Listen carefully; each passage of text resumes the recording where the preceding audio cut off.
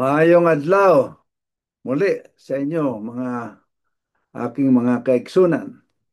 Ako'y naliligayahan uli na tayo ay magkikita uli, magkakasama-sama uli ngayong araw na ito upang pagpatuloy ang pag-aaral ng turo ng Diyos kung paano tayo magkaroon ng kaligtasan sa Kanya.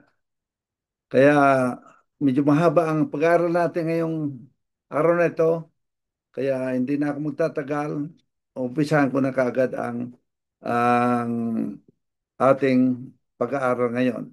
Bago natin umpisahan, hihilingin ko ulit sa aking mahal na asawa ang nabasahin ang pundasyon na teksto para sa ating pag-aaral ngayong araw na ito. Ang teksto natin ay makikita sa Exodus 20:8-11. Alalahanin mo ang araw ng Sabat upang ipangilin. 6 na araw, nagagawa ka ng iyong gawain at lahat ng iyong gawain. Ngunit ang ikapitong araw ay Sabat sa Panginoon mong Diyos. Sa araw na iyan ay huwag kang gagawa ng anumang gawa, ikaw ni ang iyong anak na lalaki ni babae, ni ang iyong aliping lalaki ni babae, ang iyong baka ni ang iyong taga-ibang lupa na nasa loob ng iyong mga pintuang daan. Sapagkat sa 6 na araw ay ginawa ng Panginoon ang langit at lupa, ang dagat at ang lahat ng nagkaroon, ay nagpahinga sa ikapitong araw ng ano pang pinangilin ng Panginoon ang araw ng Sabat at pinakabanal. Hanggang 11, ano? 11. Okay, salamat sa pagbabasa niyan.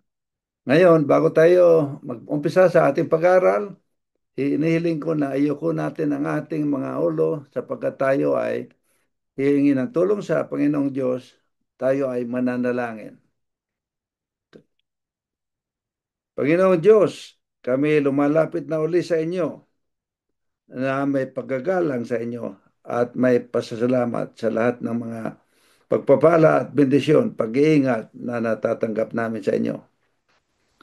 Iniling ng Panginoon Diyos na ipagpatuloy ang pag-alaga sa amin at bigyan niyo kami ng inyong tatak na kami ay iyong mga anak. Kami ay pagsasarili ninyo at binibigyan niyo kami ng proteksyon sa lahat ng oras at kasiguraduhan na kami iyong alalayan ng banal na espiritu. Pakibuksan niyo ang aming mga puso at isipan ngayon upang aming hindi lang mapakinggan ang inyong mga turo sa amin, ngunit may sa buhay na may ilagay namin sa aming kabuhayan. Sana naman kami ay inyong masilyuhan at mamarkahan tulad ng sabi ko na kami ay pag-aari ninyo at kami ay inyong itatago sa inyong mga kamay. Ay bigyan kami ng guidance at saka pag-uunawa sa lahat ng mga itinuturo sa amin. At sana naman ang aming kabuhayan ay magpakita na kami ay mga anak ng Diyos, anak ninyo. Lahat ng ito, pagpatawad nawa ang pagkasala sa inyo. Lahat ng ito ay aming hiniling sa pangalan ng aming tagapagligtas na si Jesu Kristo. Amen. Mhm. Ngayon, pag-aaralan natin hanapin ko na yung pag-aaral natin ngayong araw na ito at ihanda na natin.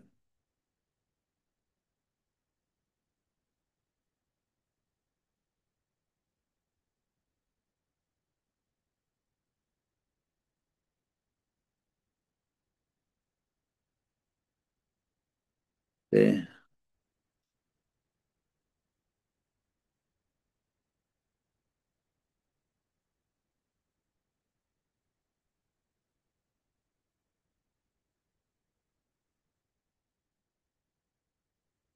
Okay.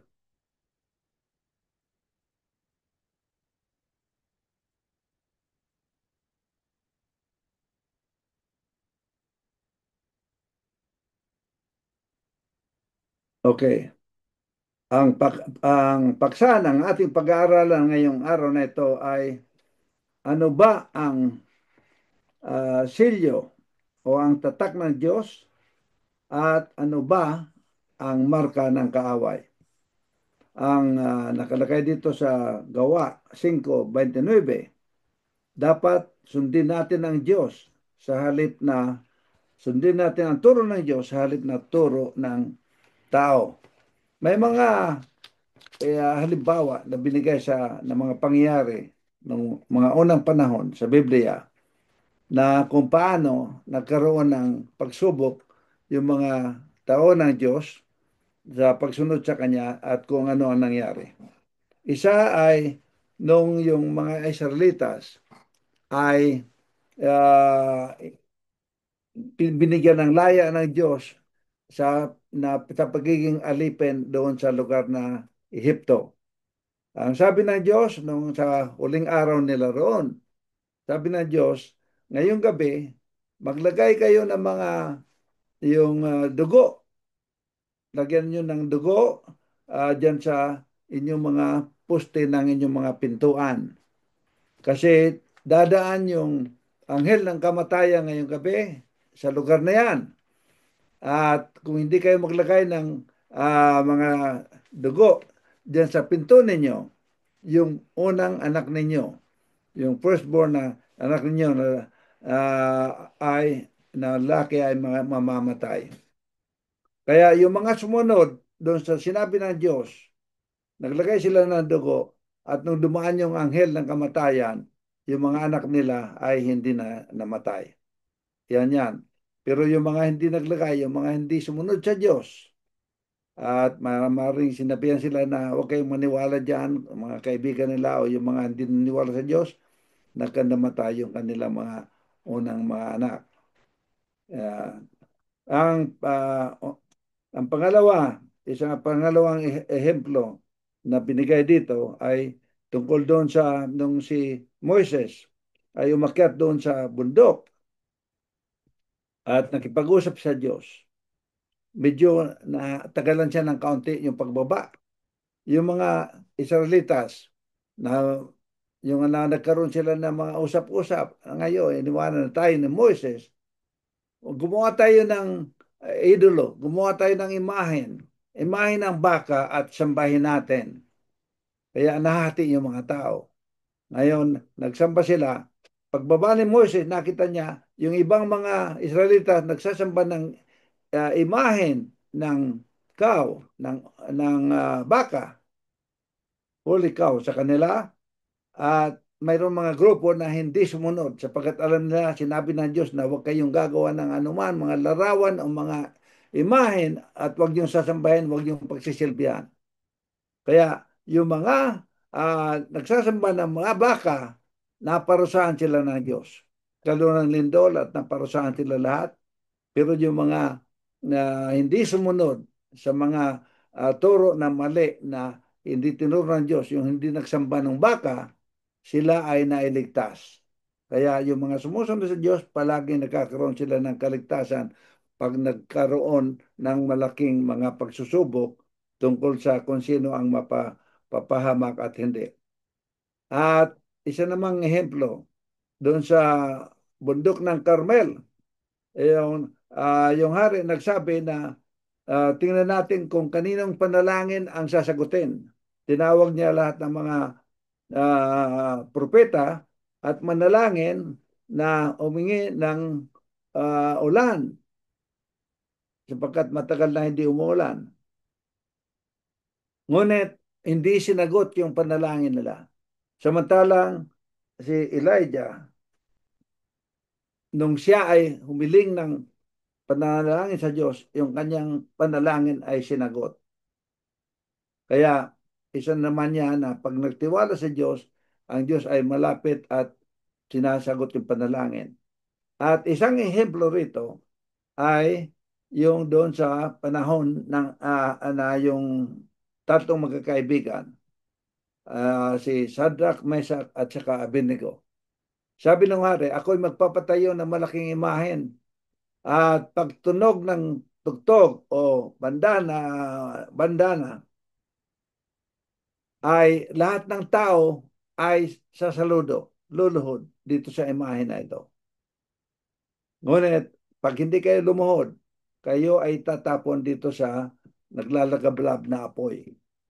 Okay? May tatlong magkakaibigan na masunurin sa Diyos. Nung tumugtog yung bandana, nung pinatugtog yung kampana, bandana, hindi sila lumuhod. Sila nakatayo. Sabi ng hari, hindi ba sinabi ko na lumuhod kayo kasi kung hindi kayo lumuhod, itatapon kayo dyan sa apoy at mamamatay kayo. Sabi ng tatlo, alam mo, ang turo sa ang alam namin ay sabi ng Diyos, hindi kami sasamba o lulod sa anumang mga imahen. Ang luluhuran lang namin ay ang Diyos na makapangyarihan na buhay na Diyos. Kaya kung kami ay itatapon ninyo, itapon nyo kami. At kung papayag ang Diyos na mamatay kami, mamamatay kami. Kung hindi naman siya pumayag na mamatay kami, hindi kami mamamatay. Kaya sa madaling salita, hindi sila pinatunog uli, yung bandana, hindi sila lumuhod. Itinapon sila sa apoy. Ngunit nung nakita nung hari yung apoy, apat ng tao ang naglalakad doon.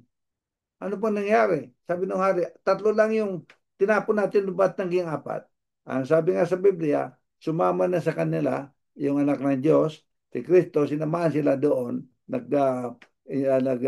pakantao siya para masamahan, kaya hindi sila nasunog. Kaya ibig sabihin ko, mayroon palaging gantimpala ang Diyos na ikabubuti sa atin kung tayo ay sa Kanya sumusunod sa halip na sumunod sa mga utos ng tao, kapwa-tao. Kaya ang talagang sabi ng Diyos, talagang mga tao sa mundo mahahati palagi sa dalawa. Ay mga tao na sumusunod sa mga kagustuhan ng mga makamundong mga tao at yung isang grupo ng tao ay mga sumusunod sa Diyos. Pero dalawang lugar lang ang paruroonan ng lahat ng tao sa mundo.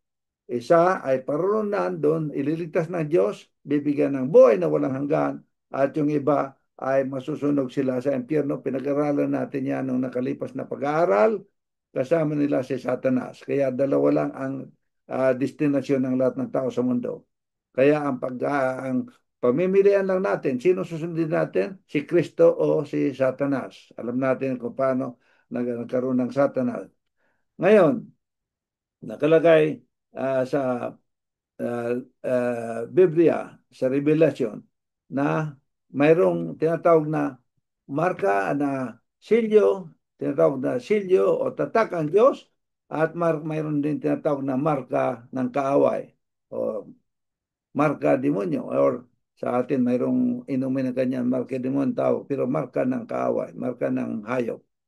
Ano ba ang seal? Seal o marka?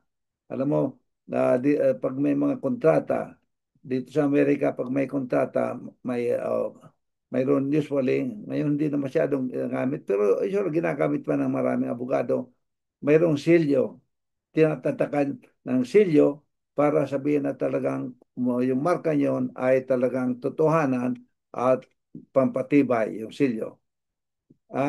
Doon sa England, pag sinabing silyo ng hari, tatlong bagay ang makikita natin. Mayroong pangalan yung hari, katulad na George VI. At may titulo siya. Anong titulo niya? Siya ay isang hari at ang kanyang teritoryo, ang Great Britain at saka mga sakop na mga lugar. Yan ang teritoryo. Ngayon, ang silyo ng Diyos, mayroon din ang silyo ng Diyos dito sa banal na Biblia. Ang silyo ng Diyos, katulad doon sa binasa ng misis ko, yung nakalagay yung pangalan ng Diyos, the Lord thy God, ang Diyos. Ano ang titulo niya? Siya ang maker, siya ang gumawa, creator of, anong ginawa niya?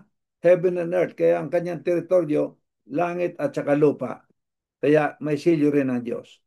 Ngayon, ano ba ang silyo ng Diyos? Pag-aaral natin ngayon sa pag-aaral. Ngayon, ang silyo ng Diyos ay nababase sa kanyang kustumbre o kanyang kinaugalian. Nakalagay sa Lucas 4:16. Ang sabi diyan, si Jesucristo mula pa nung maliit pa siya, kinaugalian niya na tuwing ikapitong araw, tuwing araw ng Sabado, siya ay pumupunta sa simbahan at nagsisimba siya. Kaya naging customary niya, ibig sabihin, hindi lang hindi lang na parang accidental na napapunta siya, kundi tuwing araw ng Sabado, siya ay nagsisimba, nagpupunta sa simbahan. Hindi ibang araw, yung ibang araw, Linggo hanggang Biyernes, yung 6 na araw, ginagawa niya yung pang-araw-araw trabaho, pero sa araw ng kapitong araw siya ay nagsisimba. Ngayon, ano ba ang araw na pagsimba? Ano ba ang tinatawag na Sabat sa Biblia? Ang sa Sabat sa Biblia ay kapitong araw at malalaman natin yan sa paglubog ng araw and nakalagay sa Exodo 20:10. Ang ikapitong araw ay iyan ang araw na Sabat, tinatawag. At when the Sabbath was passed, very early morning, alam natin na ang Sabbath ay talagang Sabado, hindi Linggo. Kasi nakalagay 2,000 years ago lang, 2,000 taon lang nakalipas, si Maria, yung mga babae, nung dinalaw nila si Kristo, nakalagay doon, and when the Sabbath was passed, nung nakalipas yung Sabado, early in the morning, maaga-maaga ng unang araw yung linggo yon. Dumalaw sila sa libingan ni Kristo at tiningnan nila kung ano, pero wala na si Kristo doon. Ibig sabihin, yung araw na yon ay araw na linggo. Kaya yung nabuhay si Kristo, araw na linggo. Kaya ang Sabado ay hindi linggo. Ang Sabado ay ikapitong araw at ang linggo ay unang araw. First day of the week nakalagay unang araw katulad ng pagdalaw ng mga babae doon sa libingan ni Kristo. Sino ba ang gumawa ng araw na banal ng Sabado? Napag-aralan natin yan doon sa Creation Week yung unang-una at ang Diyos mismo nagtrabaho siya unang araw, pangalawang araw, 6 na araw. Ikapitong araw, huminto siya ng kanyang pagtrabaho at 3 bagay ang ginawa niya. Siya ay nagpahinga, hindi upang napagod siya, hindi siya nagpahinga siya, ibig sabihin nagpahinga siya sa mga gawain pang araw-araw at ginawa niya, binindisyonan niya yung araw na yun na Sabado at ginawa niyang banal. Hindi niya ginawa sa ibang araw yon. Ginawa niya yung kabanalan na yon sa araw ng Sabado lamang. Ngayon, ano sabi ng Diyos tungkol sa paggawa ng pag to keep ang paglihi ng araw ng Sabado na banal?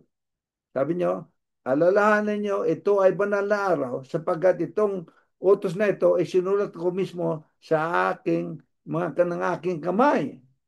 Kaya importante yan sapagkat kamay mismo ng Diyos. Alam mo, yung sumulat ng Biblia, mga propeta, mga sinugo ng Diyos, nagsalita ang Diyos na sa pamagitan ng panaginip, pamagitan ng pagsalita niya sa mga propeta at sinulat yung mga dapat isulat para maturuan yung tao kung paano magkaroon ng kaligtasan.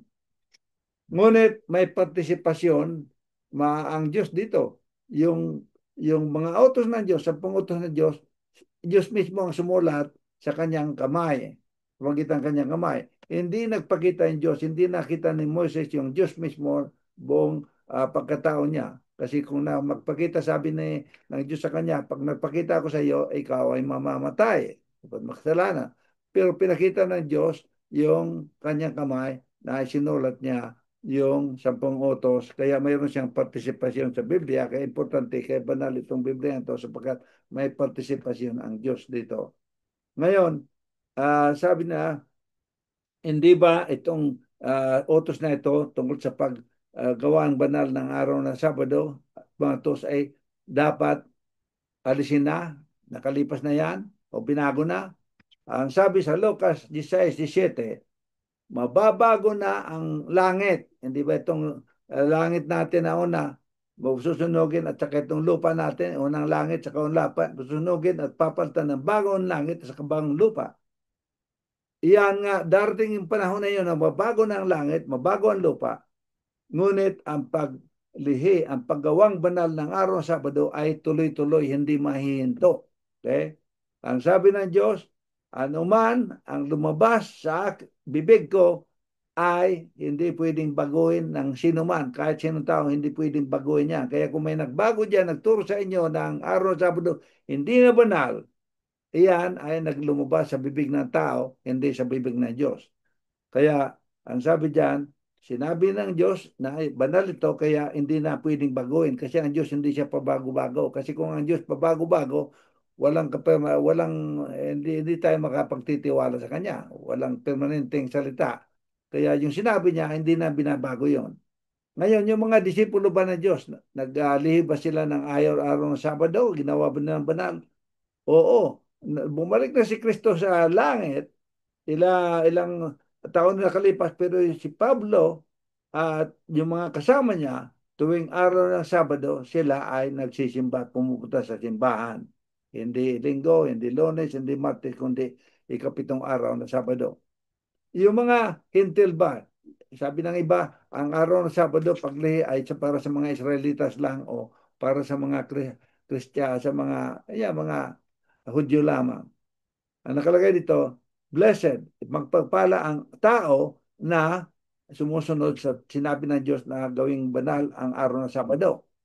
Kaya hindi sinabi dito na yung Hudyo lamang. Kaya kung ikaw ay kinukonsidera mo ang sarili mo na isang tao ka, okay? Hindi ka hayop, hindi ka hindi ka tanim, kundi tao ka, ay para sa iyo itong utos na ito. Kaya kasi blessed is the man.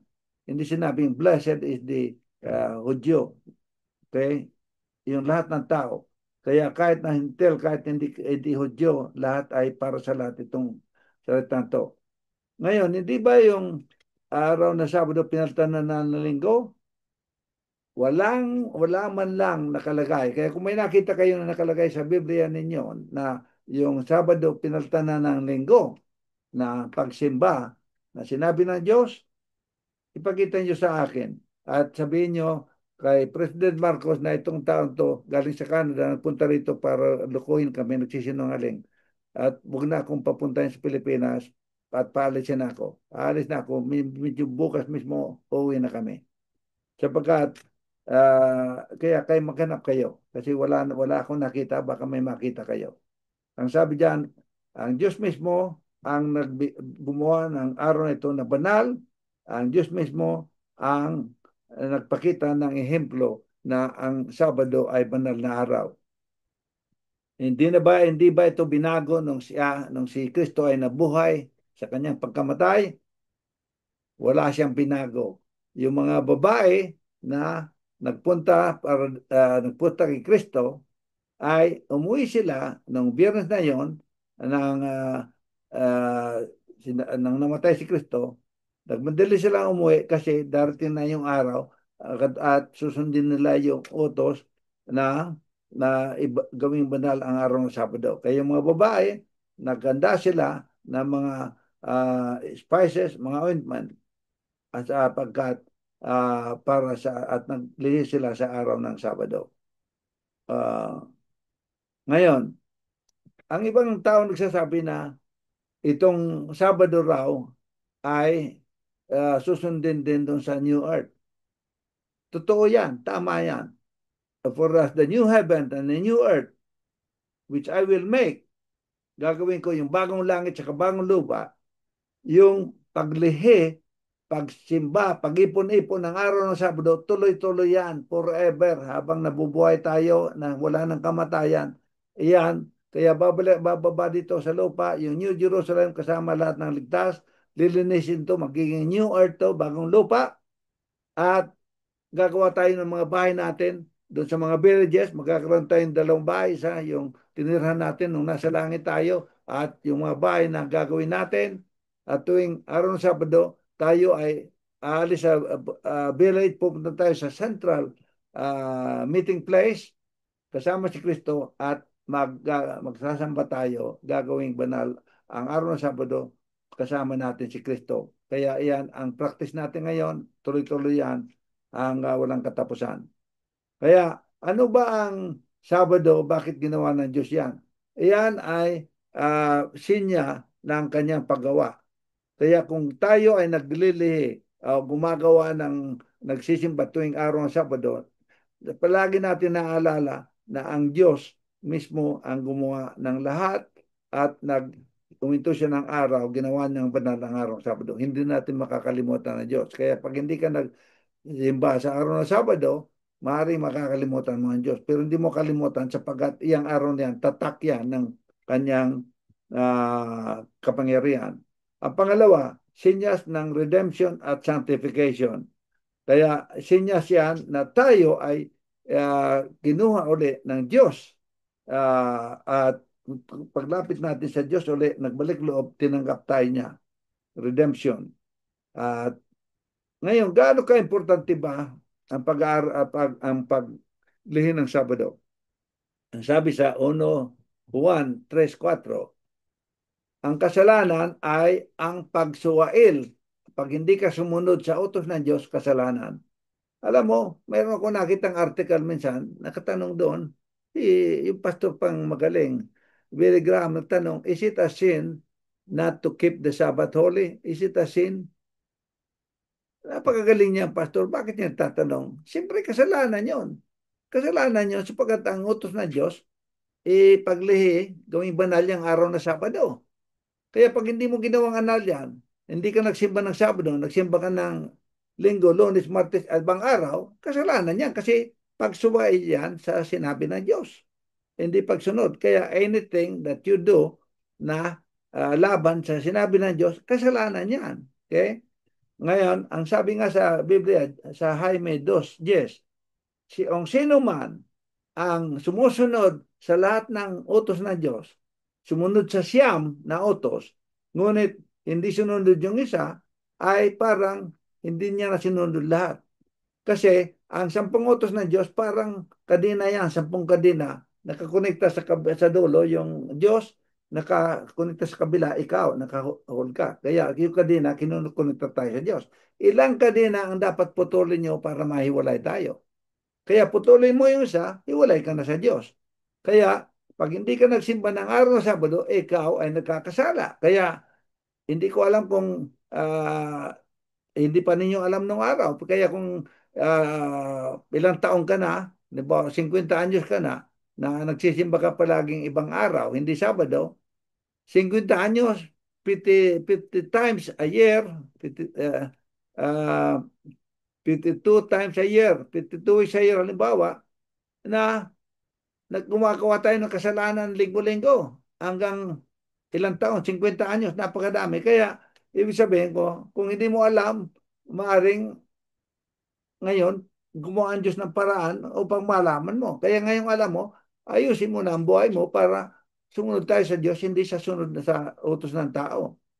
Ngayon, ano ang sinabi niya ng Diyos tungkol sa mga tao na hindi sumusunod, lalo na yung mga uh, yung mga pare, mga pastor na nagtuturo na ang araw ng Sabado ay hindi tama, Linggo dapat, Lunes dapat, Martes o iba pa. Ang sinabi na sa Biblia yan, her priest, yung mga pare, dating araw ng mga pare ay hindi susundin ang utos ko, sabi ng Diyos.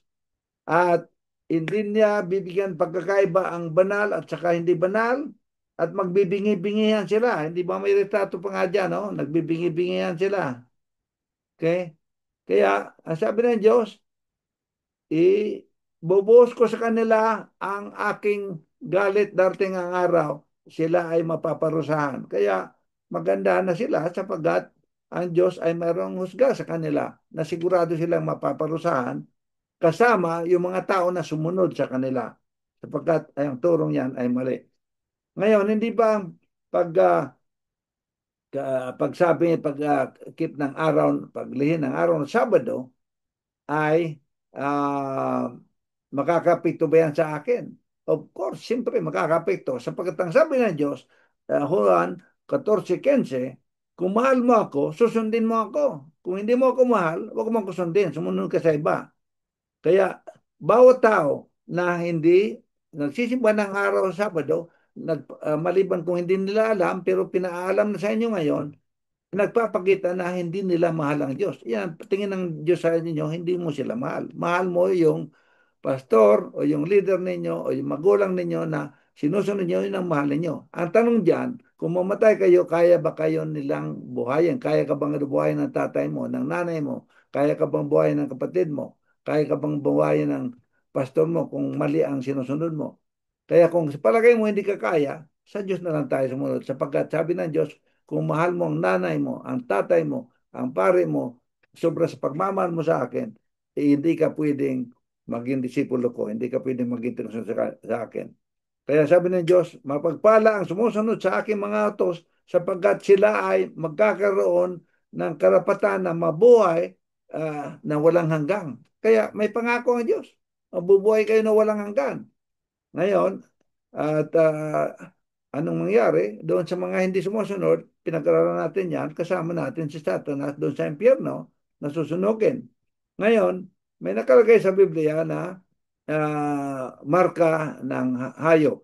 Mark of the beast. Ang hayop dito, hindi naman yan yung hayop na, ang hayop, simbolo yan ng lugar ng kapanganang kaharian. Okay? Ano ba ang marka ng hayop? Ang marka ng hayop ay yung diretsyong oposisyon, diretsyong pagkontra sa sinabi ng Diyos. Ano ang diretsyong pagkontra sa Diyos? Karamihan ng tao kumukontra sa sinabi ng Diyos. Ang sabi ng Diyos, banal na araw, ang araw na Sabado, ngayon may malaking pagkontra karamihan ng tao sapagkat itong mundong ito ay ang emperador dito si Satanas na nung natukso si Adan, si Eva, siya na ang nangahari sa mundo ito. Kaya karamihan ng tao sa kanya sumusunod. Kaya siya ay kumukontra sa Diyos. Kaya mayroon siyang ang araw, karamihan tao dito ay linggo. Yan ang marka ng kaaway. Yung pagsamba ng linggo. Kaya magkakaroon ng dating na araw na pipilitin yung mga tao na linggo ang magiging araw na pagsamba. At pagdating sa araw na yun, katulad ng mga example na pinakita ko noong una, magkakaroon niya ng mahati ang sa dalawang mga tao, may grupong susunod ang Diyos. Kahit nasa hanggang sa kamatayan, may tao na tatakot sila, susunod sila sa utos ng kaaway na Sandilo na linggo. Kaya, pero may gantimpala ng Diyos doon sa mga sa kanyang susunod. May gantimpala rin siya doon sa mga hindi sumunod. Kasama nila sa Satanas doon sa impyerno katulad ng pangako niya. Ngayon, nakalagay mismo sa Hebreo 4:4 hanggang 13. Kung babasahin niyo sa Hebreo mismo, kung hanapin niyo sa Hebreo, Hebreo 4, medyo basahin ko sa inyo rito sa Hebreo 4:4 hanggang 13. Ang sabi rito, medyo na ipit yung isang page dito. Nakuha ko na. Okay, 4. Nakalagay dito, sapagkat sa isang dako ay sinabi ng Diyos tungkol sa pagsimba. Ang sabi niya na sinabi na niya na importante ang pag-araw ng Sabado. Ngunit maraming tao hindi sumusunod dahil sa katigasan ng kanilang ulo. Ibig sabihin, uh, sa pagsuway, dahil sa pagsuway. Ang sabi nila, noon pa sinabi ko na, kahit si David, sa panahon ni David, sinabi ko na ang araw ng Sabado ay banal. Ngunit maraming tao hindi sumusunod dahil sa pagsuway. Okay? Ngayon sabi ng Diyos, inulit ko ulit, uh, ito ang banal na araw. Ito sabi ng iba sa Old Testament lang yan. Ito Hebreo, nasa New Testament yan. Kaya tingnan niyo yung Biblia sa Hebreo, New Testament. Ngayon, ang sabi ng Diyos, magsisikap kayo na huwag kayong papasok sa pagsuway. At sino man ayon gayon sa halimbawa ng pagsuway, huwag kayong papasok dyan. Sapagkat kung kayo ay sumusuway sa Diyos, nakalagay dito sa Apokalipsis 21, 8, nakalagay dyan. Ngunit ang mga tao at yung hindi na walang pananampalataya at sumusuway sa Diyos, ang kanilang kinabukasan ay pupunta sila sa apoy at sopre na siyang ikalawang kamatayan. Kaya yung mga sumusuway sa Diyos, ang magiging futuro nila kinabukasan nila ay pupunta sila, itatapon sa apoy na naglalagabalag kasama si Satanas. Kaya kung yan ang gusto ninyo, yan ang piliin ninyo.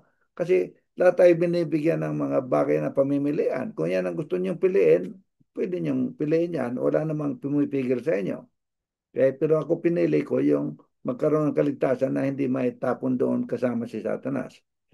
Ngayon, ano ba ang sinabi ng Papa tungkol sa kanyang autoridad, sa kanyang marka? Ang sabi niya, wala ba nakita ba ninyo kung gaano kapangyarihan kami? Hindi ba ninyo nakita? Kung hindi kami makapangyarihan, hindi namin makakayanang gawin yung ginawa namin na pinalitan namin yung kabanalan ng Sabado sa ah, araw na linggo. Sinasabi ng Papa na siya ang nagpalit ng Saba para sa linggo.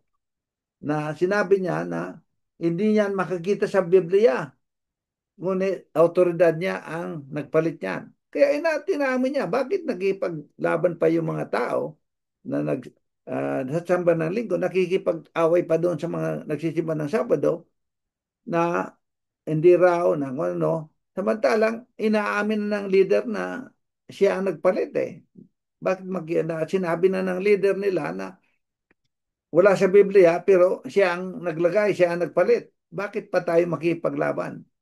Maliwanag na sinabi niya. Ano naman sinabi ng Diyos na ang kanyang tatak? Sabi niya, binigyan ko ang araw ng Sabado na maging tatak na kayo ay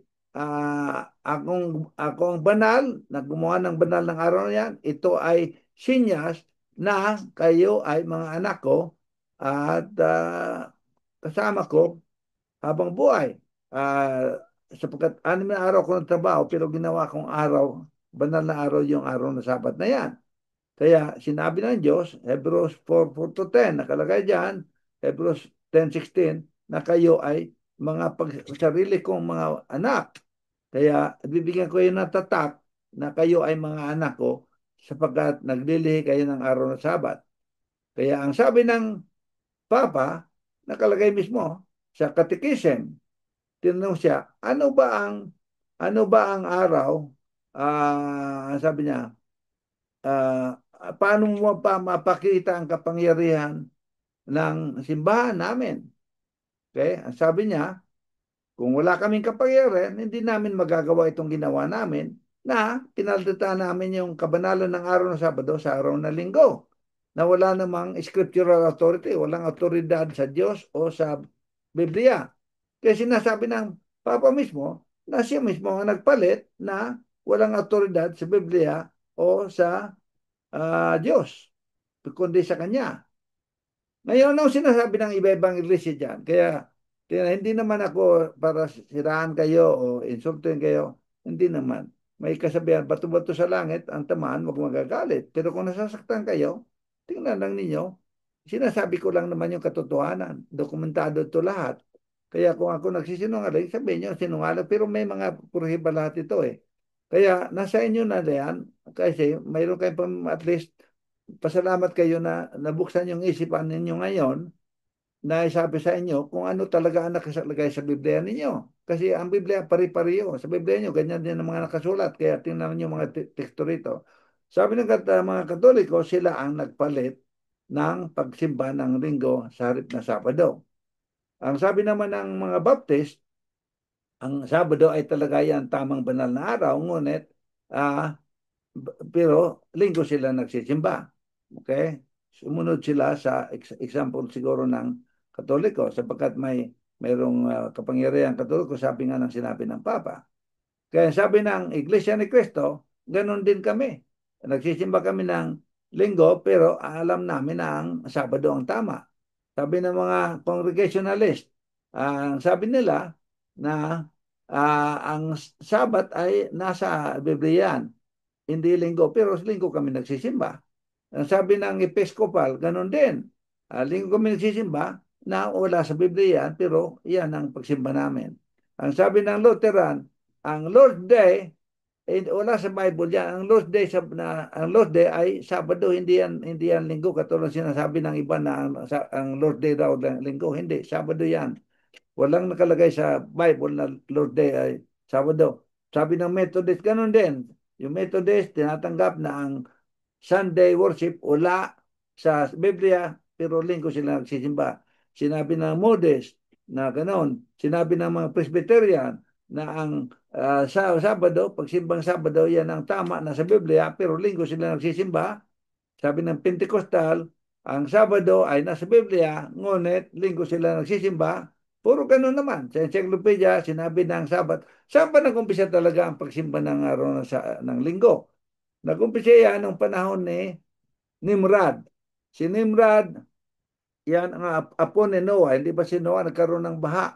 Ngayon nalaman ni Nimrod na nga sa mga istorya na ganyan naparusahan yung mga suwail sa Diyos, nalunod sila. Kaya sabi niya, naging makapangyarihan siya, naging hari siya. Sabi niya, gagawa tayo ng tore at para pag nagkaroon ng baha, nagbinigay ng Diyos, akit na lang tayo, hindi tayo malunod. Kaya paggawa siya ng tore. Pero sinira ng Diyos yung tore yon. At dahil sa galit na sa Diyos, ang ginawa niya, nagtayo siya ng simbahan, tinatawag na Church of Satan, simbahan ni Satanas. At yung pagsimba, binago niya, yung pagsimbang ikapitong araw na Sabado, ginawa niyang linggo. Sun worshiper sila, naging Sunday worship. Diyan nag-umpisa ang Sunday worship. Okay? Ngayon, si Nimrod ang nag-umpisa niyan. Kaya, he was a very evil person. Ang ginawa pa nga niya, nakalagay dito, Nimrod had a plan to strengthen the world, makapangyarihan masyado yung nanay niya, kaya yung nanay niya, inasawa niya yung nanay niya, si Miramis. Ganyan kasama yung taong yun. Pero ang masamang ginawa niya, yung pinalitan niya yung araw ng Diyos na Sabado na banal, ginawa niyang linggo. Ngayon, nung dumating si Nero, pinagtaguhin niya yung turo na linggo ng pagsimba. Sun worshiper din si Nero, kaya pinapatay niya yung lahat ng tao na hindi sumusunod sa kanya. At nung dumating si Constantine, naging emperor si Constantine, ginawa niyang sandelo. Ganyan din ang ginawa niya. Ginawa niya batas, yung pagsimba ng unang araw. At yan, naging sandelo, diyan ang umpisa ng sandelo. At yan ang inumpisa niyan. At dito, nung nabuksan yung Christianity, na ang yung sa papacy, yan naman ang kanyang inadapt. Okay? Pero choice yan. Hindi ko alam kung inadapt niya sapagkat hindi niya alam, hindi nabasa sa Bible, o baka nabasa sa Bible, ayaw nang sundin, hindi ko alam. Pero pasalamat tayo na naging Kristiyano, na alaman natin, tinanggap natin si Kristo. Pero ibig sabihin ko, importante, hindi lang tatanggapin si Kristo, kundi susundin yung kanyang mga turo. Okay? Ngayon, ang sabi sa Biblia, na ang mga tao ng Diyos, ito ang susundin, yung pagsimba. Ang batas ng Diyos, importante yan, hindi yan mababago hanggang sa kamatayan, sa katapusan. Ano pang mga nabago? Sabi nila, naniniwala ang mga tao sa tinatawag na immortality of the soul. Yan ang mga tinuro-turo pa na wala sa Biblia. Wala sa Biblia. Sa Biblia, nakalagay immortal soul na wala sa Biblia. Ang nakalagay sa Biblia, yung mga soul, yung kaluluwang tao, ay hindi immortal. Ang immortal, Diyos lamang. Okay? Nakalagay dyan na uh, ang tao, mortal, hindi immortal. Kaya ang tao, nagkakaroon kamatayan, hindi yung tuloy-tuloy na nabubuhay. Uh, Nakalagay dyan na yung mga tao, susunugin sa Biblia, at pag hindi sumunod sa Diyos, yan ang aabutin nila. Ito na of torment. May mga turo, kaya nga may mga turo rin na dapat binyagan ng bata na maliit pa kasi wala pang alam para lumaki na sila sa kung anong nagigisingan nila. Pero ang sabi sa Biblia, huwag bibinyagan ang bata na walang alam. Kaya ang ginagawa ng mga tunay na tao ng Diyos, nagbibisita sa mga iba-ibang lugar para ituro ang tama. Pag ang tao may pag-iisip na, makakapamili na siya ng ano ang tama at mali, saka makapagdedesisyon. Kaya ngayon, narinig ninyo ang mga turo ng Diyos, madidesisyonan ninyo kung anong gagawin nyo. At ang sabi ng Biblia rin, na darating ang araw na mahati itong mga tao ng mundo, mga lahat ng tao sa mundo. mahahati. Yung isang grupo, yung mga sumusunod sa Diyos at pinangingilin yung araw ng Sabado. Okay? At mga sumusunod sa mga lahat ng mga utos ng Diyos. At sabi naman, isang grupo, yung mga tao na mayroong tinatawag na common, may mga one thing in common. May mga common sila na paniniwala. Isang paniniwala nila ay magsamba ng araw na unang araw na linggo.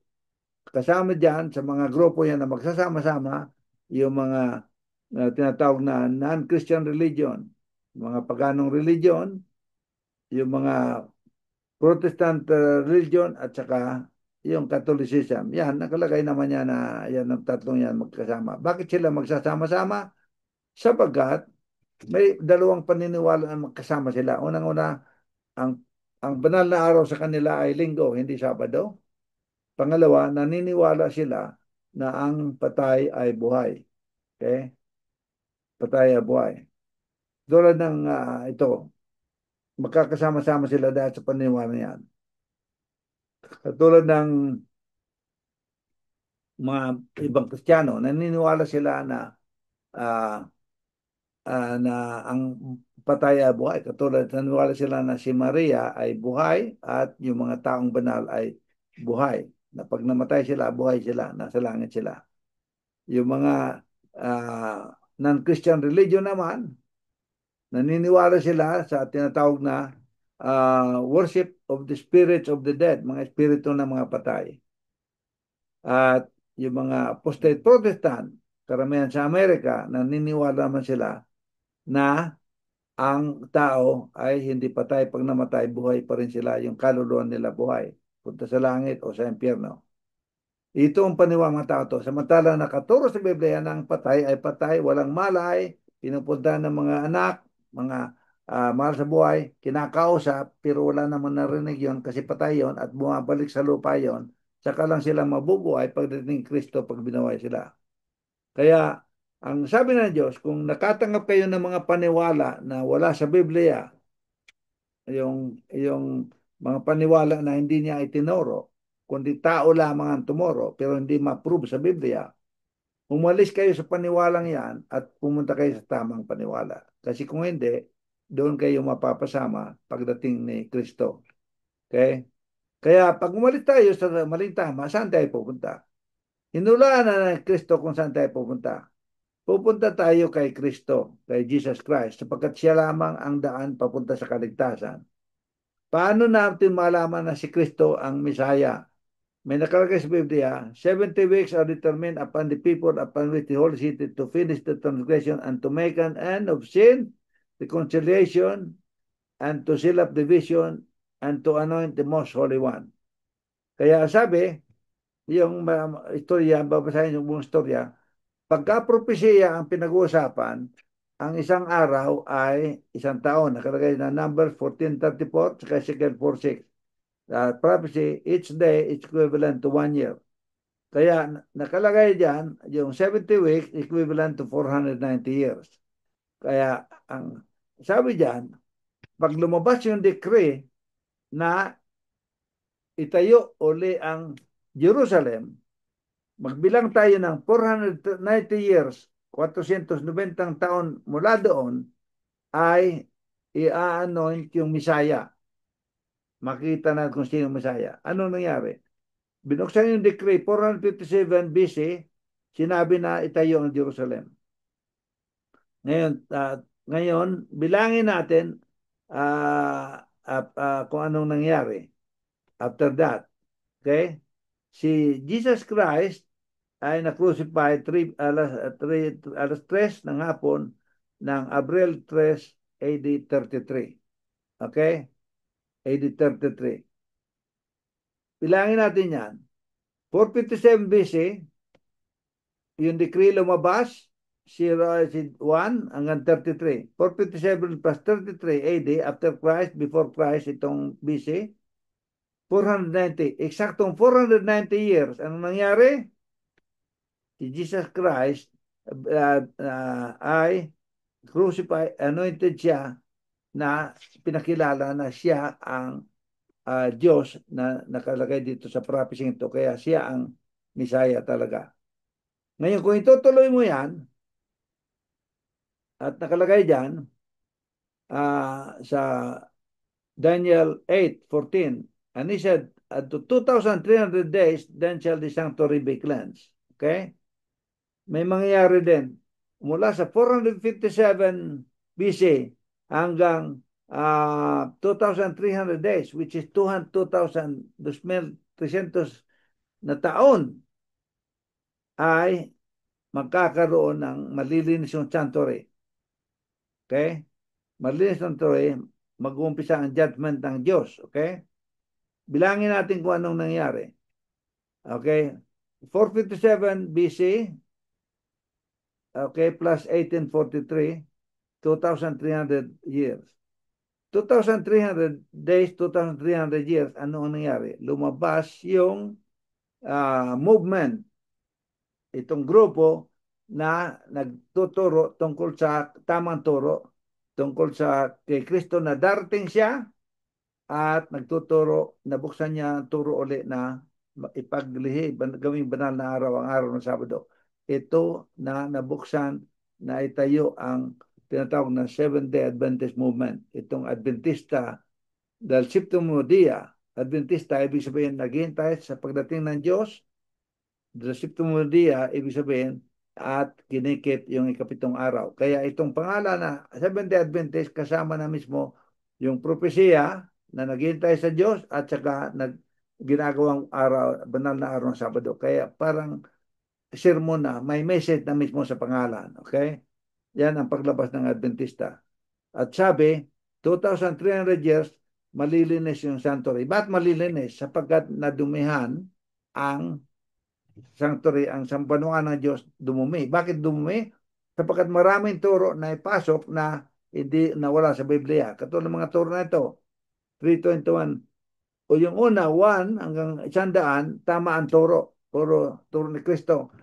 Pero nandiyan mga disipulo, 321 AD, nakabalik na si Kristo sa langit, namatay na yung mga disipulo, itinuro yung pagsimba ng linggo. 337 BC, tinuro yung pagsimba ng mga idolo, mga imahen. Di ba? Pinakita natin na ayaw ng Diyos yung mga imahen. 336 AD, tinuro yung mga rosaryo. 394 AD, tinuro yung mesa. 538 AD, sinabi na ang Papa hindi pwede magkasala kahit anong gawin. 590 AD, tinuro yung purgatorio. 1230, na mag-confess tayo sa pare, humingin tawad sa pare na tao hindi naman pwedeng magpatawad ng kasalanan. 1299, binawal yung pagbasa ng Biblia. Kaya parang nasira yung mga turo ng Diyos. Pero nagkaroon naman ng Reformation, nasa history ng Reformation noong 1378. Kaya dahil pinapatay yung mga sumusunod sa Diyos, nagtaguan sa mga bundok yung mga Waldenses. Pero nung medyo nagkaroon ng peace time, nagbabaan sila, i-distribute na naman yung mga Biblia, kaya nagkaroon ng tinatawag na Reformation. Iyon tinatawag sa history na Dark Ages, yung walang Biblia ang nababasa kasi may mga persecution. Dito naman Reformation. 1378, lumabas yung Waldenses, dinidistribute yung Bible naman. 1400, nakabasa si John Huss, pinag-aralan ng Bible, itinuro niya na sundin ng Diyos. Ang 1517, na si Martin Luther, na-discover niya na dapat that we are justified by faith, kaya nagporma siya ng Protestant. Tapos 1528, si John Calvin, pinurma niya yung Presbyterian, mga reformer na ito. 1738, Sanctification, na discover ni Wesley, Methodist. 1792, na discover naman nabuksan ni Williams yung pagbinyag na dapat ilulubog sa tubig, immersion. At 1831, na discover nila sa Toros Biblia na si Kristo babalik uli. At 1843, na discover ng isang ng mga grupo ng mga reformer na ang araw ng Sabado ay dapat ipaglihi. At pinurmang organized ito, inorganize noong 1844.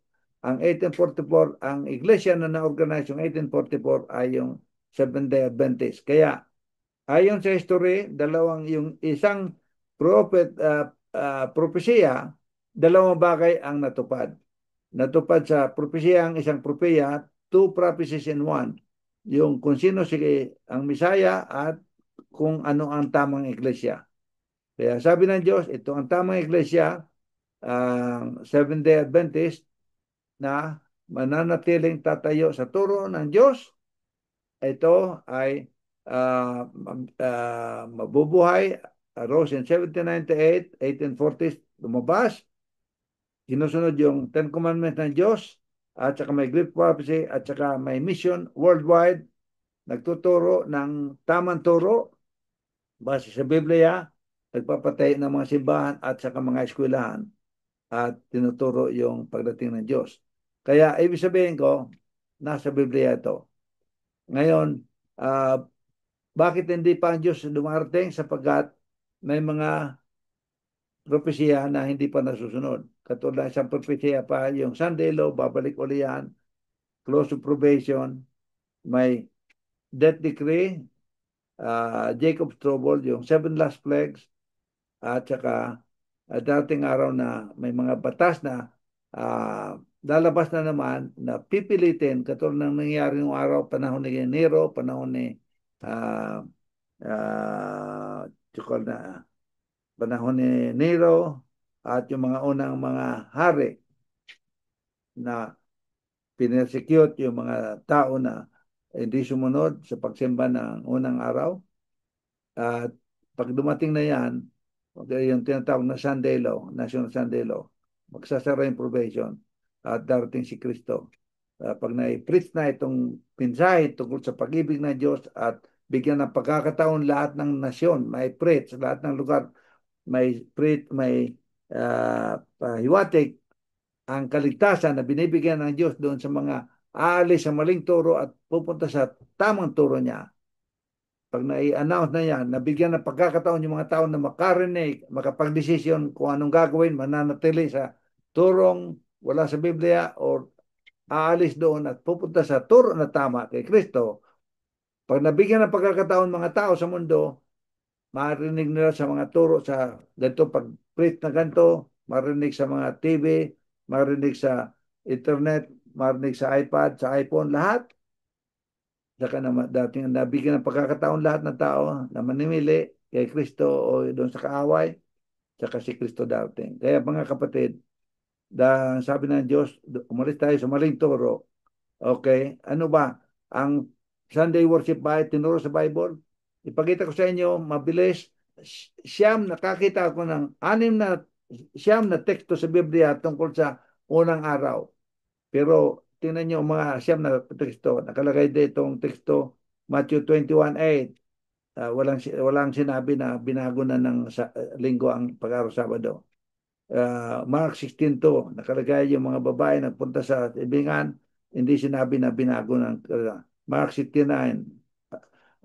Yan, John 21, John 20:19, 6, Acts 27, 1 Corinthians 16:2, Revelation 1:10. Siyam na teksto sa Biblia ang binanggit na nakita-kita yung mga tao ng unang araw, pero walang sinabi na nagpulong sila, nagsimba sila, at walang sinabi na binago na ng linggo ang pagsimba. Walang sinabi, walang binanggit.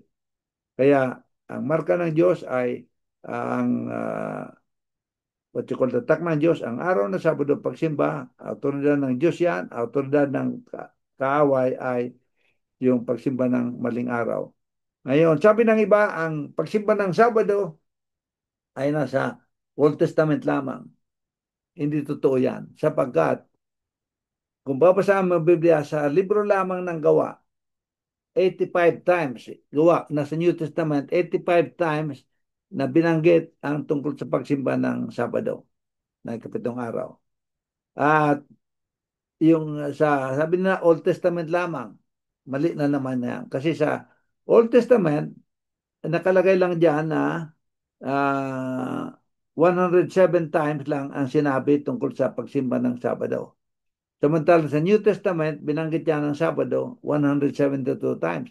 Kaya mas maraming beses sa New Testament ang binanggit ang tungkol sa Sabado kaysa sa Old Testament. Kaya mali na naman yung narinig ninyo na sa Old Testament lang. Mas marami nga sa New Testament. Kasi itong mga bagay, yung Old Testament na law, ayon sa Biblia, New Testament ayon sa Biblia, kumpleto yan. At yung yung 10 utos na binago ng papasi. Yan dyan. Binago yan sapagkat yung number 2, tungkol sa pagsimba ng mga imahen, mga idol, inalis. Inalis yan para maging 10 uli. Yung pang-10 na sabi sa banal sa Biblia, huwag kayong do not covet, huwag kayong maiinggit, ginawang hinati na dalawa. Huwag kayong maiinggit sa asawa ng kapitbahay ninyo, huwag kayong maiinggit doon sa mga gagamitan ng mga neighbor ninyo, ng kapitbahay. Ginawang dalawa yon para maging 10, pero inalis nila yung pagsimba ng mga imahen. Pero talagang ayaw ng Diyos yung pagsimba ng imahen. Kaya ibig sabihin, sundin na lang natin yung tinuro ng Diyos kaysa yung tinuturo ng tao. Kaya mga kaibigan, ito ang tawag ng Diyos. Kung gusto niyong mapunta sa tama, umalis kayo sa maling turo at makinig kayo sa imbitasyon ng Diyos na pumunta kayo sa tamang turo. Come out of my people. Come out my people. Pwede. Uh, Maling turo. Sapagkat sabi ng Diyos, sabi doon sa Biblia, sa English, ang hindi nagsisimba Sabado is because of unbelief. Okay? Sa Hebrews 4, 4 to 11. Pero sabi sa Bible, yung mga unbeliever, yung hindi naniniwala, makakatagpo sila ng second death na everlasting death. Kaya kung nasa Babylonia kayo, nasa maling turo, pumunta kayo sa tamang turo. Sapagkat si Kristo ay darating. Na gusto na, ayaw natin sa gusto, siya ay darating upang iligtas yung mga taong sumunod sa Kanya. Ngayon ako'y mananawagan uli sa inyo. Mananawagan uli. Mananawagan uli ako sa inyo na kung sino man sa inyo ang medyo nagalaw yung inyong isip ngayon, ngayong gabing to. At sa palagay ninyo, mas mabuti pa, maganda itong turo ng Diyos. Binigyan ako ng pagkakataon. Alisin mo na yan. Yan. Binigyan ako ng pagkakataon. Balik mo doon sa screen. Na marinig ko itong mga turo na ito na tama ng Diyos. Kaya gusto kong tanggapin itong paanyaya ng Diyos na umalis sa maling turo at pumunta sa tamang turo. Kung yan ay ginagalaw ng Diyos ang inyong puso at isipan, ako'y nananawagan na ulit.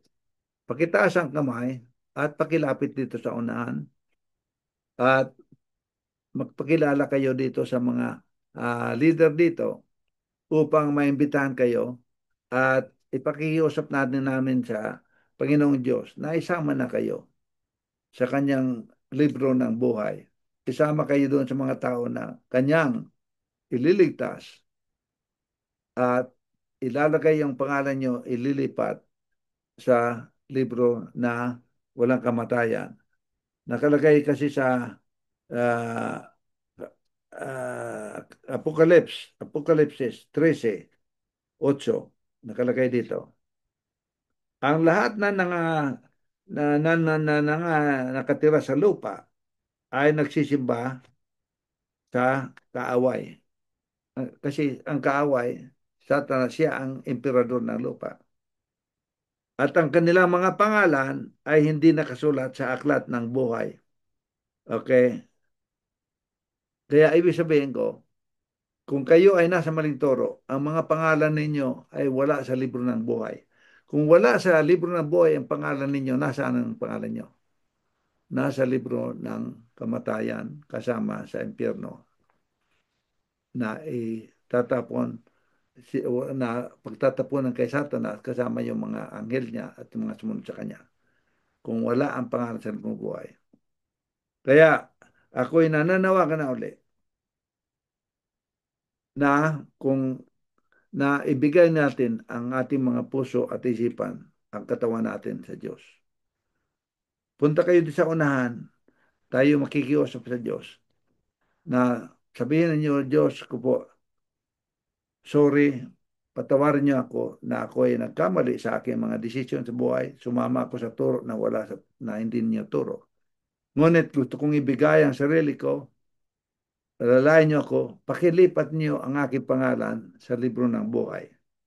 Kaya ipag-iusap, ipapanalangin natin na ang pangalan niyo ilipat sa libro na galing sa libro ng kamatayan, ililipat sa libro ng magkakaroon ng buhay na walang hanggan. Pakilapit ho kayo dito at tayo ay mahiling ng tulong sa Diyos na mailipat yung pangalan natin sa libro ng buhay. Kaya nandiyan na kayo, diyan, mayroon pa ba dyan? Lapit na ho kayo rito at tayo mananalangin. Ngayon, kung nakahanda na tayo, pakiyuko ang ating mga ulo at tayo mananalangin. Okay? Panginoong Diyos na mapagmahal sa lahat, kami nagpapasalamat na muli na ipahiwatig niyo sa amin ang inyong mga salita. Na ipahiwatig mo sa amin ang tamang turo na hindi namin na-discover namin na yung mga turong yan, hindi lang tama, yan ang nakasulat sa Biblia. Kaya aming tinatanggap at pinaniniwalaan. Panginoon Diyos, gusto namin maisama doon sa mga tao na inyong tatatakan ang mga anak ninyo at inyong inihanda na yung pangalan nila ililipat sa libro ng buhay, alisin sa libro ng kamatayan, kundi ililipat sa libro ng buhay. Tulungan niyo kami na magkaroon kami ng kasiguraduhan, magkaroon kami ng proteksyon na galing sa inyo dahil sa inyong awa sa amin. Bigyan kami ng kapangyarihan upang mabuhay kami na nagbibigay ng gloria, nagbibigay ng honor sa inyo at malalaman ng mga kapwa-tao na kami ay inyong anak, na inyong natatakan. Kaya sana padala niyo ang inyong banal na espiritu upang ipagpatuloy ang trabaho ng kaligtasan sa amin. Ayusin ang aming kabuhayan. I-guide kami, patnubayan kami, at i-preserve kami. Itapat kami upang sa inyong pagdating, kami ay mapasama doon sa mga tao na inyong ililigtas katulad sa inyong mga pangako. Handa na kaming umalis, katulad tawag ninyo sa maling turo, kami ay sasama sa inyo sa tamang turo at naniniwala kami na dahil sa dugo na bumuhos galing sa iyo, sa sakripisyo ninyo, Yesu Kristo, kami ang aming mga kasalanan at ay malilinis at kami ay inyong tatanggapin at bibigyan ng kaligtasan. Pagpatawad nawa ang aming pagkasala sa inyo. Lahat na ito ay aming hinihiling sa pangalan ng aming tagapagligtas na Yesu Kristo. Amen. Maraming salamat na uli sa inyo mga kaibigan, mga kaigsunan, at magkita ulit tayo sa sunod na pag-aaral.